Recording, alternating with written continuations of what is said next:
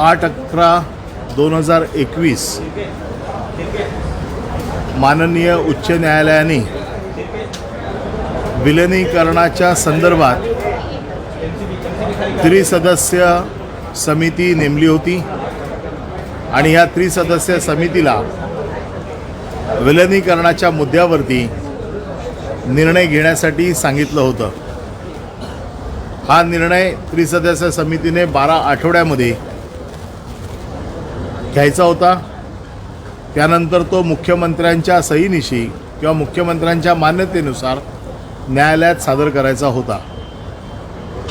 12 आठवड्यामध्ये त्रिसदस्य समितीने विलिनीकरणाच्या संदर्भातला जो निर्णय घेतला तो मुख्यमंत्र्यांच्या मान्यतेने हायकोर्टात सादर केला गेला। हायकोर्टाने त्याच्यामध्ये आर्थिक बाबी समाविष्ट असल्यामुळे हा अहवाल कॅबिनेट समोर ठेवा अशा प्रकारचा सूतोवाच केला होता आणि त्या दृष्टिकोनातून तो कॅबिनेटच्या समोर ठेवला गेला आणि कॅबिनेटच्या माध्यमातून आता अधिवेशन चालू झालं आहे म्हणून आज तो सभागृहाच्या पटलावर देखील ठेवला गेला आहे। या अहवालामध्ये जी मूळ कर्मचाऱ्यांची मागणी होती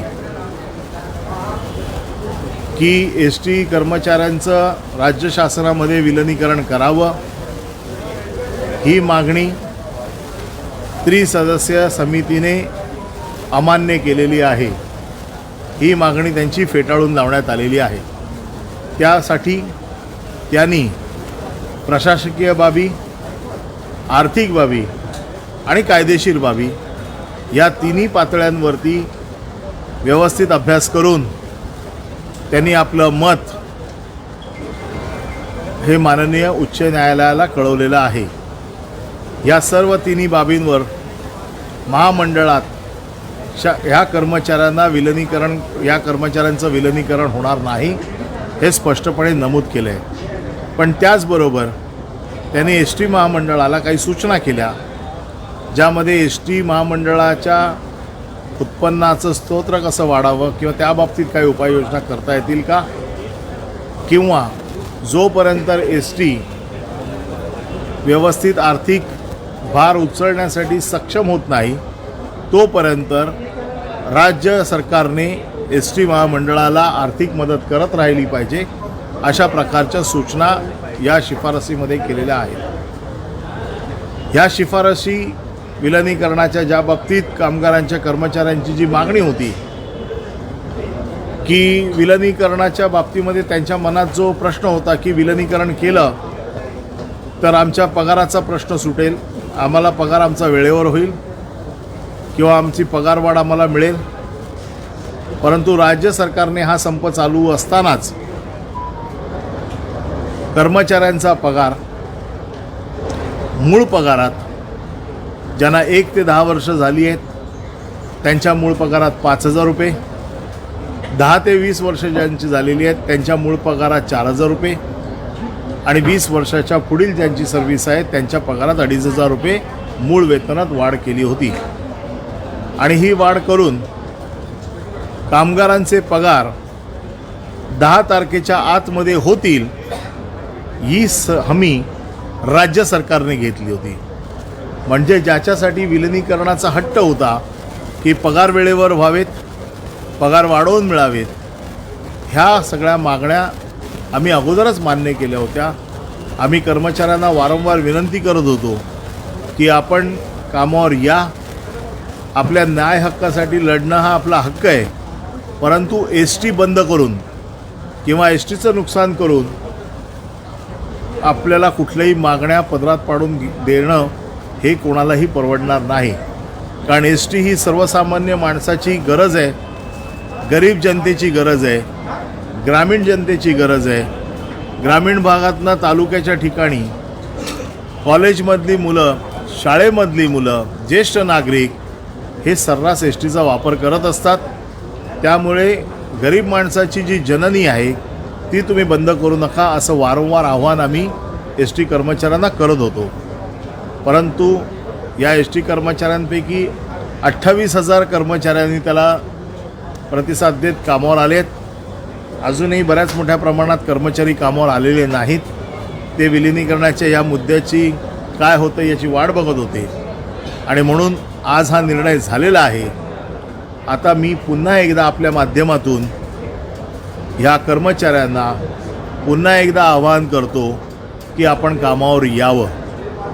ज्या कर्मचाऱ्यांवरती कारवाई झालेली नाही किंवा ज्यांना कुठल्याही प्रकारची पत्र दिली गेलेली नाही अशा कर्मचाऱ्यांनी ताबडतोब कामावर यावं. जे कर्मचारी निलंबित झालेले आहेत यांचं निलंबन मागे घेतलं जाईल, त्यांनी कामावर यावं. ज्या कर्मचाऱ्यांना बडतर्फीची नोटीस दिली गेली आहे त्या कर्मचाऱ्यांची बडतर्फीची नोटीस मागे घेतली जाईल, त्यांनी कामावर यावं. आणि जे कर्मचारी बडतर्फ झालेले आहेत त्या बडतर्फ कर्मचाऱ्यांनी त्यांचा जो कायदेशीर अधिकार आहे, कारण त्यांना सेवेतनं बडतर्फ केलेलं आहे, त्याच्यामुळे त्यांना परत घेण्याची एक प्रक्रिया असते. त्यांनी आपलं अपील करायला लागतं. ते अपील त्यांनी करावं. माननीय मुख्यमंत्र्यांनी मला सूचना दिलेल्या आहेत की कुठल्याही प्रकारे कामगारांची रोजीरोटी जाता कामा नये याची काळजी घ्या. कोणालाही नोकरीपासून त्याला वंचित ठेवू नका. आणि म्हणून हा निर्णय घेतला आहे की ज्यांना बडतर्फ केलं आहे त्यांनी देखील अपील करावं. त्यांच्या अपिलाचा व्यवस्थित कायदेशीर विचार करून त्यांना देखील परत घेण्याची प्रक्रिया आम्ही योग्य प्रकारे राबवून घेऊ. हे केल्याच्या नंतर देखील जर त्यातले काही कामगार आले नाहीत तर आम्ही असं समजू की या कामगारांना नोकरीची गरज नाही, ते नोकरी करू इच्छित नाही आणि मग त्यांच्या बदल्यात दुसरे कर्मचारी ठेवायचे का किंवा कंत्राटी पद्धतीने सेवा राबवायची का. कारण जशी कर्मचाऱ्यांच्या बाबतीमध्ये आमची जबाबदारी आहे तशीच राज्यातल्या ह्या जनतेच्या बाबतीत देखील जबाबदारी आहे. एस टीचं प्रचंड मोठं नुकसान या संपामुळे झालेलं आहे आणि हे नुकसान आणखीन वाढू देऊ नये, लोकांना अजूनही जास्त त्रास होऊ नये यासाठी आम्ही ह्या केलेल्या कारवाया देखील मागे घेत आहोत.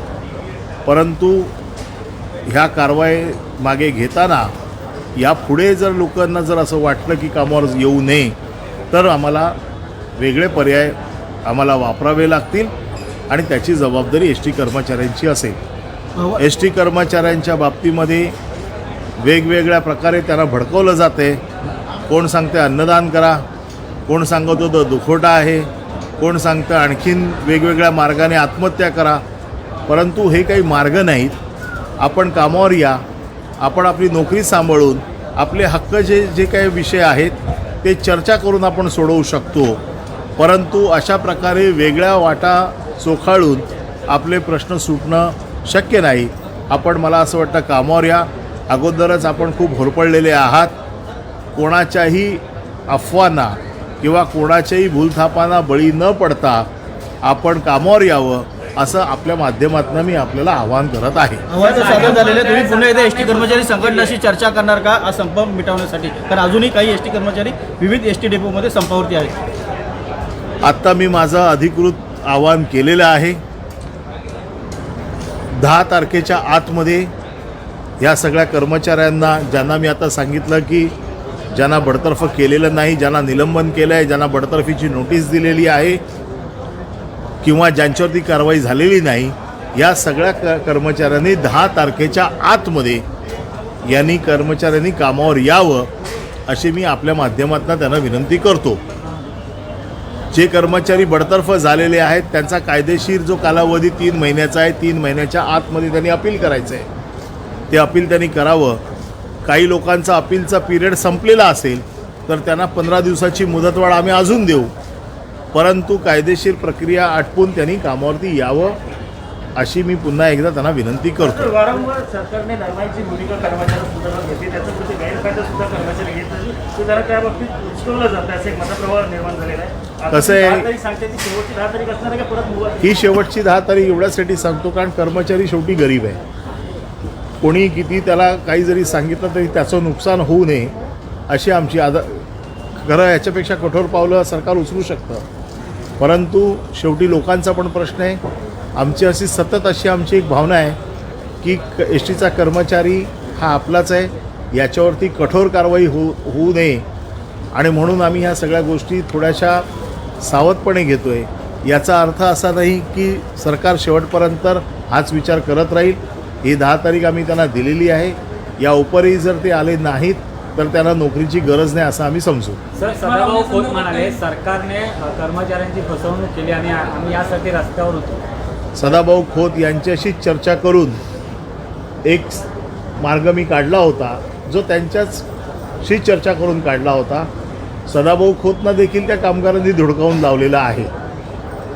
त्यामुळे त्यांना आता ह्या विषयावरती बोलण्याचा तसा अधिकार नाही, कारण त्यांच्याशी बोलूनच आम्ही मार्ग काढला होता. हे आंदोलन वेगवेगळ्या दिशेला जाण्याची जी वेगळी कारणं आहेत, आता मला असं वाटतं की ती सगळी कारणं संपलेली आहेत आणि कर्मचाऱ्यांनी कामावर यावं. सर, 12वीची परीक्षा सुरू झाली आहे, त्यामुळे जर बघितलं विद्यार्थ्यांचे खूप हाल होत आहे. तर म्हणजे एस टीकडनं त्यासाठी काही नियोजन केलं जाणार आहे, कारण परीक्षा आजपासून सुरू झाली. म्हणूनच एस टीच्या बाबतीमध्ये आम्ही हा निर्णय ताबडतोबीने का घेतला आहे की लोकांची मुलांची परीक्षा सुरू आहे. ह्या सगळ्या कारवाया मागे घेण्याचा पण उद्देश तोच आहे की गरीब जनतेचे कुठे हाल होऊ नयेत. कर्मचाऱ्यांच्या मनात एक भीती होती की आमच्यावर झालेल्या कारवाईचं काय, त्यांना देखील ह्याच्यातनं दिलासा मिळावा यासाठी हे सगळे उपाययोजना केले गेले. कर्मचारी जॉईन झाले नाही तर सरकारसमोर कोणता पर्याय असेल? सरकार साधारणतः किती कर्मचारी कामावरती परतलेले नाही, म्हणजे तेवढ्या वॅकेन्सी निर्माण होऊ शकतात? आत्तापर्यंत 28,000 कामगार कामावर आलेले आहेत. साधारण अजून 52,000 कामगार अजून कामावरती हजर झालेले नाहीत. यापैकी जवळजवळ 30,000 कर्मचाऱ्यांवरती कारवाई झालेली आहे. त्यामुळे मला असं वाटतं की कारवाई मागे घेतली तर हे कर्मचारी कामावर येतील परत, अशी आम्ही अपेक्षा करतो.